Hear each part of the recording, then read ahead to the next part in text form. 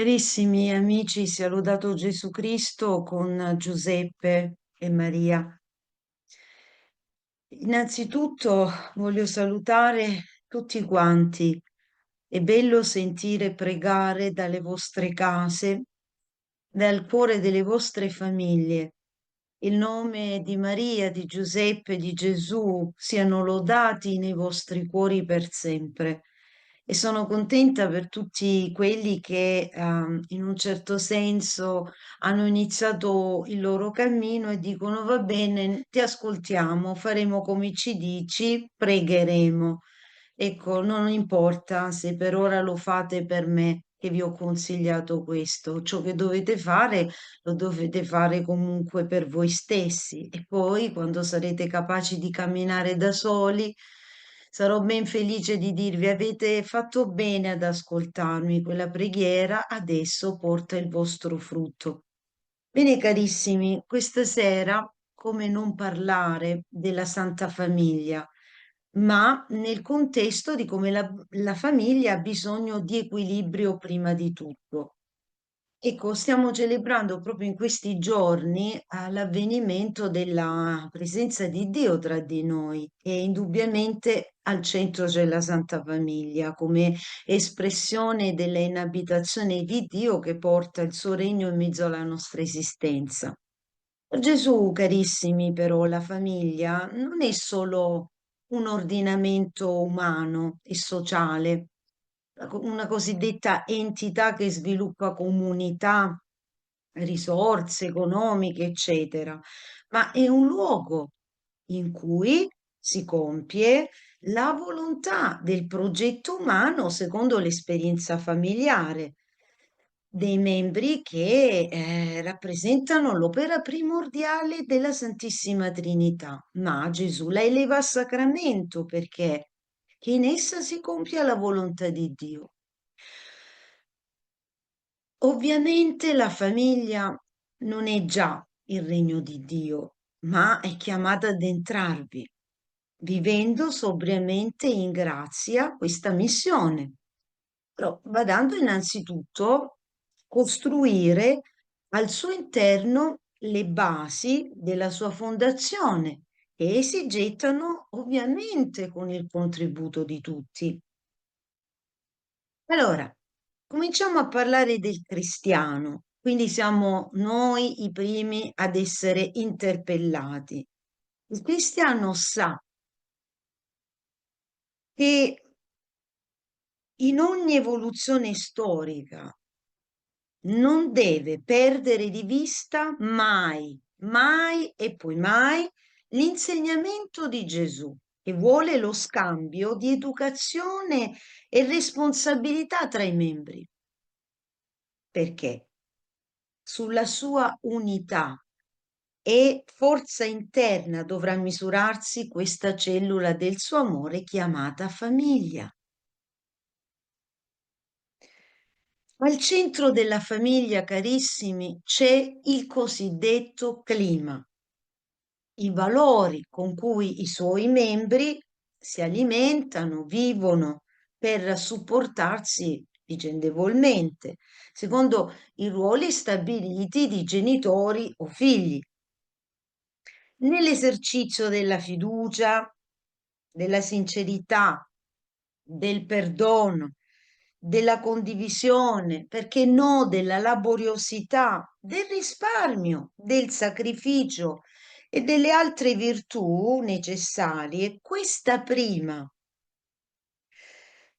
domestica società si avvia fondandosi sul matrimonio, partecipando però alla società con la propria istituzione, perché la famiglia, quella vera, quella cristiana, sia consapevole di avere un ruolo fondamentale anche nello stato in cui si trova ad espletare la sua funzione.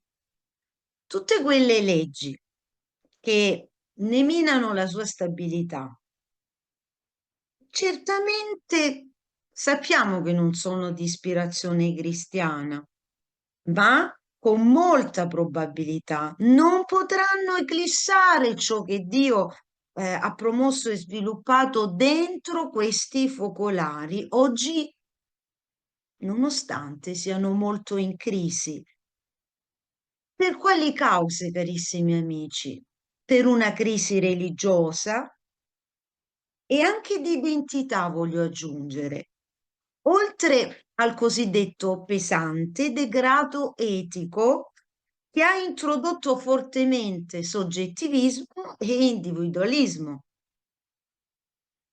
Questi atti al profitto del piacere immediato, perché e come si è ottenuto questa soddisfazione immediata? Attraverso la menzogna, la conflittualità, la violenza, il disordine mentale, sessuale ed economico, con la corruzione della classe dirigente e o politica. È una pericolosa sfida, carissimi, ma la fede ci fa vedere bene da dove viene questa crisi dilagante e attuale. Sessualità ludica, come se fosse un gioco. Lo dobbiamo fare per divertentismo e soprattutto soddisfazione personale. Il divorzio, la convivenza o le convivenze irregolari, ma soprattutto aborto, contraccezioni, carenza educativa certamente è quella più dura da accettare. Le nostre famiglie non sono educate alla stima tra i suoi membri. Ma facendo un passo indietro, dobbiamo capire come Dio ha concepito la famiglia per arrivarci, perché questa sera vogliamo fare un piccolo cammino. Il Natale ci aiuta, ci ha introdotti, quindi andiamole a vedere queste situazioni che possono essere sanate, soprattutto le guardiamo con la luce degli occhi di Gesù, di Maria e di Giuseppe. La famiglia è innanzitutto, come la vede Gesù, una palestra di sentimenti, di affetti, ma soprattutto una squadra che necessita di armonia per assolvere a questo arduo compito di rappresentare sulla terra l'amore trinitario e trae il suo frutto dalla cooperazione tra i membri che hanno lo scopo comune non solo di vivere, ma di santificarsi. Questo è intanto il primo concetto essenziale. Quindi, che cos'è la famiglia? È il luogo per eccellenza delle relazioni profonde e anche interpersonali. E qui, cari amici, che noi iniziamo a conoscere il mondo sociale. Quando apriamo gli occhi siamo bambini, attraverso i comportamenti, la cultura di tutti quelli che ci circondano, impariamo a assaggiare le cosiddette relazioni che verranno poi dopo con quelli che incontreremo fuori dalla nostra casa. Ecco, è qui che si inizia a conoscere questo mondo sociale e allora l'importanza di creare uno spazio armonizzato. Ma armonizzato da cosa? Dall'equilibrio, carissimi. Se riesci a capire tu madre, tu padre, tu sposo, tu sposa, che ruoli e regole sono necessari, allora la famiglia avrà una maggiore forza, sarà costruita su due colonne importanti. Tuttavia, però, dobbiamo sapere non essere troppo giusto e non farti troppo saggio, dice il libro dell'Ecclesiaste al capitolo 7, versetto 16.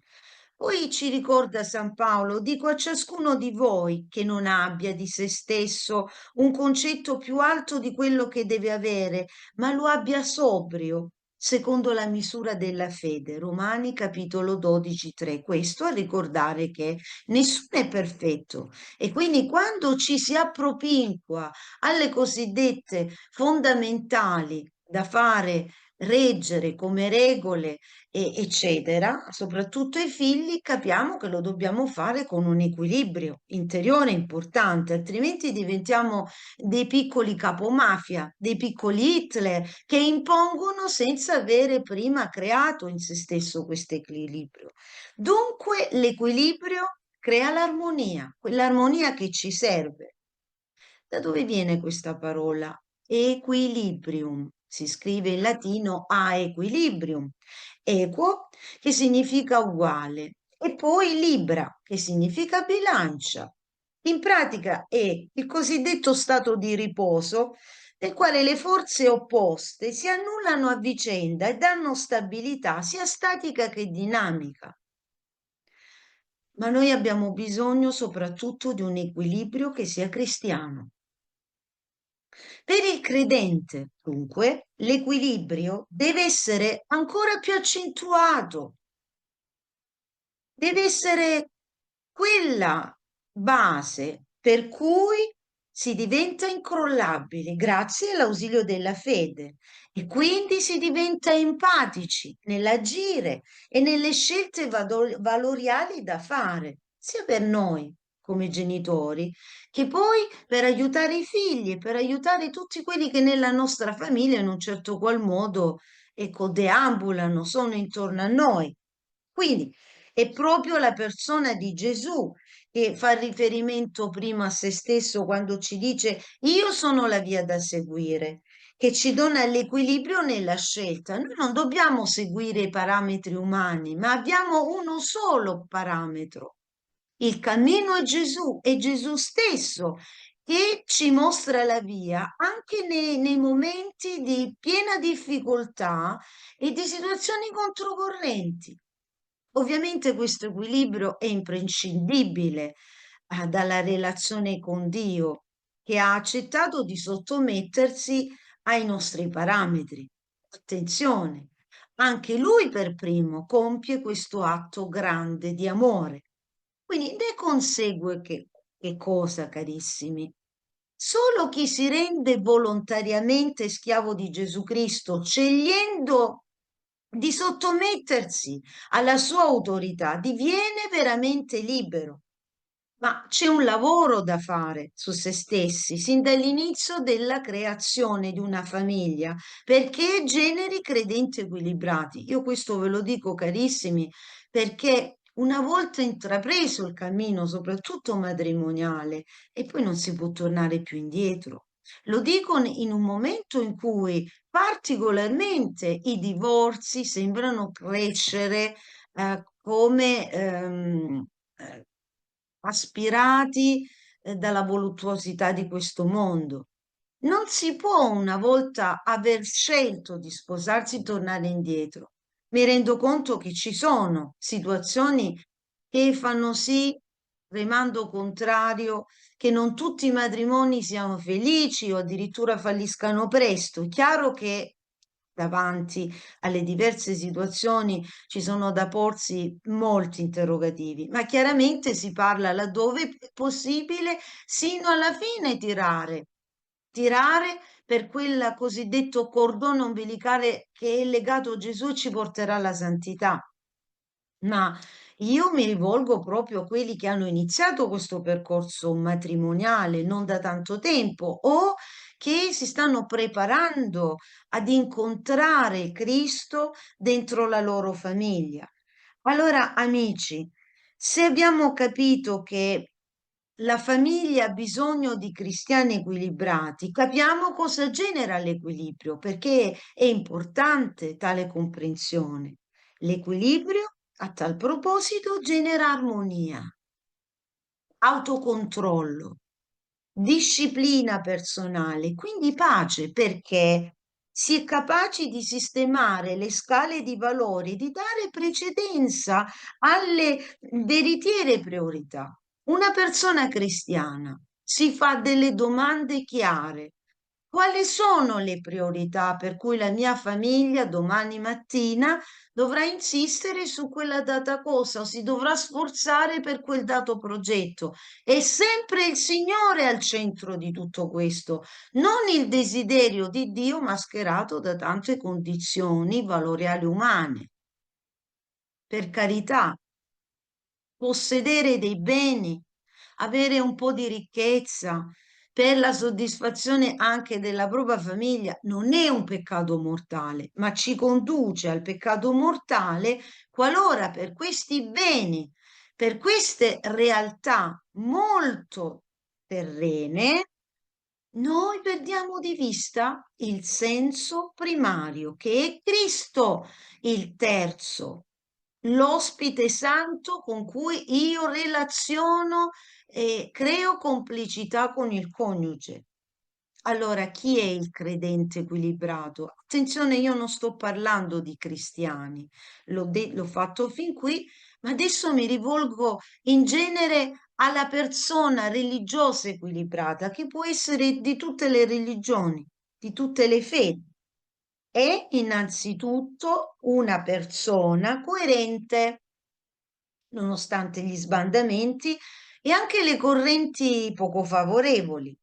Sicuramente non sarà mai un estremista, un fanatico o un esagerato nelle proporzioni. Attenzione a quello che sto dicendovi, perché capita spesso anche all'interno non solo di gruppi di preghiera cristiani e cattolici, ma di comunità religiose che ci si imbatte spesso in persone che noi chiamiamo magari dopo averle conosciute un po' esaurite, nel senso che sono fanatiche, estreme, esagerate, o nella profezia, o nei propri convincimenti, o addirittura nelle proprie scelte, nelle proprie idee. Attenzione quando incontriamo persone di questo tipo. Sono da allontanare immediatamente, perché l'equilibrio lo ha già lasciato, lo ha già abbandonato.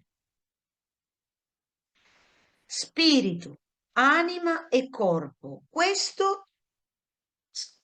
sono gli elementi dell'equilibrio che Dio mette dentro di noi. Il peccato e la sua influenza, cari amici, purtroppo ci ha consentito la perdita dell'equilibrio tra spirito, anima e corpo. Così Satana ha rotto in noi il cosiddetto discernimento spirituale. E quando l'uomo si è messo ad autodirigersi, ha smesso di relazionarsi con Dio. Allora, istinti, pensieri, idee e opere della carne sono prevalsi in tutti i settori e quindi nelle nostre famiglie. Le nostre famiglie hanno smesso di dare priorità a Dio e hanno perso tutti i punti di riferimento, quelli che lo Spirito Santo aveva appunto creato nelle vite di ciascuno di noi. Quante volte ci lamentiamo e diciamo perché il Signore non ci aiuta, perché la nostra famiglia è abbandonata a se stessa, ci sentiamo come allo sbando. Carissimi amici, chiediamoci quando abbiamo interrotto questa relazione con Dio, quando abbiamo sbattuto Dio fuori dalla nostra casa. Attenzione, lo dico anche a gente che si definisce religiosa, che a volte è la peggiore perché avendo e presumendo di avere già questa fede, di detenere la persona di Dio accanto, finisce di non curarsi più della propria spiritualità, perdendo di fatto l'equilibrio che gli occorre e da quel momento smette di misurare la propria febbre e la febbre degli altri membri della famiglia, per cui scattano quelle che oggi vengono chiamate degli stordimenti, dei cosiddetti momenti in cui diveniamo mostri, ma in realtà non si diventa mostri in un giorno, non si diventa violenti in 10 minuti, ma è frutto di tanta meditazione, di tanta rabbia, di tanto odio, di tanto non perdono accumulato nel cuore che non ci siamo saputi far scivolare. In nome di Cristo. Questa è una delle porte con cui il demonio tiene avvinghiate le nostre famiglie. Grazie a Dio, i focolari di preghiera per quelle anime, quelle creature che sono state abbastanza intelligenti e illuminate di aprire la casa alla Madonna, sanno che da quando hanno iniziato questo cammino con la Madonna in casa, il demonio è meno forte. Lo dicono centinaia di testimonianze. È chiaro che il demonio, quelli che già tiene in mano, non li disturberà, ma andrà verso quelli che non sono più suoi, che sta perdendo o che addirittura gli danno fastidio perché generano benedizione, grazia intorno. È chiaro che il demonio dovrà rendergli la vita difficile, inizieranno prime sofferenze fisiche, allora tutto questo per facilitare la cosiddetta caduta, scivolamento verso di nuovo il peccato. In finis, allora, cari amici, se non ci sottomettiamo questa parola difficilissima a capirsi, se non ci sottomettiamo all'autorità del Signore, ma chiaramente cercando di fare in tutto la sua volontà, i nostri obiettivi deviano sempre e spezzano i rapporti di amore, perdendo il cosiddetto equilibrio, che è un dono dei figli di Dio. Anche la qualità della relazione col Signore giustamente condiziona a tutta la vita familiare, perché comprendere di sottomettersi reciprocamente gli uni verso gli altri, secondo i ruoli naturali, è un'imitazione di quello che Cristo ha fatto sottomettendosi alla nostra natura e venendo in mezzo a noi. Ma per quelli che dicono, ah, ma Dio non entra in questo modo, a cosa serve la schiavitù? Tutti siamo liberi, ma è lì. Noi otteniamo la libertà diventando schiavi di Cristo. E in più vi dirò che questa, come dire, questo sottomettersi ci detta la condotta benedetta delle regole morali che spontaneamente poi si presentano e vengono imparate da tutti.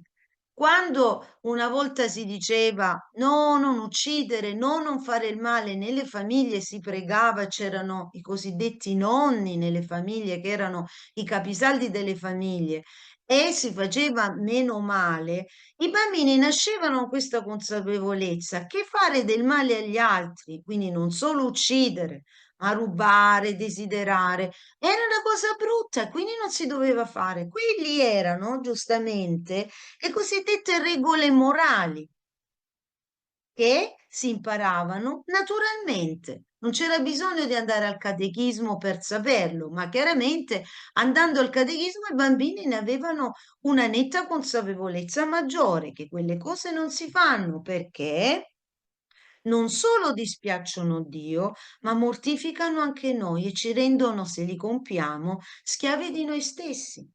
Allora, carissimi amici, una famiglia chiusa, troppo chiusa, diviene una famiglia egoista. Una famiglia troppo aperta diviene sclerotica ed immorale. Perché? Non si occupa più di fare rispettare il cosiddetto equilibrio che passa tra aprire e chiudere e donare e responsabilizzarsi col vero senso della custodia di se stessi, della propria casa, dei propri figli, dei propri beni come spazio consacrato al Signore. Quindi, carissimi amici, l'equilibrio è importante perché questa società ci spinge verso una sola situazione, essere troppo aperti oppure vedere le cose in maniera troppo soggettiva. È qui che si innesca il cammino di Cristo. Cristo dice, guardate, se non siete capaci di farlo da soli, fatelo attraverso di me, attraverso Giuseppe, attraverso mia madre che vi insegneranno le caratteristiche della corrispondente e reciproca solidarietà, quella vera, quella che qualche volta non ci va di esprimere o di farla all'interno della relazione familiare, ma che per amore della famiglia lo facciamo, che sappiamo che Dio piace. Allora vi voglio salutare carissimi, so che ci sono delle testimonianze a seguire. C'è qualcosa di peggio che essere peccatori e negare di esserlo, diceva il beato Fulton Sheen. Vi saluto allora nel nome di Maria, di Giuseppe e del dolce Gesù. E spero che questa sera, magari domani, riascoltando questa meditazione, abbiate maggiore contezza di come arrivare a ritrovare questo equilibrio perso.